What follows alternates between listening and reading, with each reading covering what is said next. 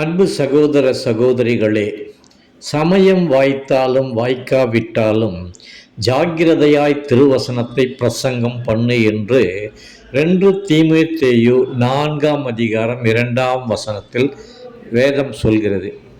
நற்செய்தி அறிவிக்காவிடில் ஐயோ எனக்கு கேடு என்று 1 கொரிந்தியர் 9:16 புனித பவுலடியார் கூறியிருக்கிறார். யாரெல்லாம் கர்த்தராகிய இயேசு கிறிஸ்துவை சொந்த இரட்சகராக ஏற்றுக்கொண்டார்களோ அவர்கள் அனைவரும் வேத வசனத்தை பிறருக்கு சொல்ல வேண்டும். அது எல்லோர் மேலும் விழுந்த கடமை. அதைத்தான் இந்த சேனல் மூலம் செய்து வருகிறேன்.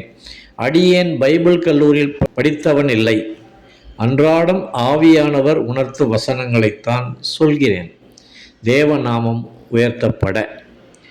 லைக் பண்ணுங்கள், சப்ஸ்கிரைப் பண்ணுங்கள், மறக்காமல் அனைவருக்கும் ஷேர் பண்ணுங்கள். கர்த்தரின் நிறைவான ஆசீர்வாதம் பெறுங்கள்.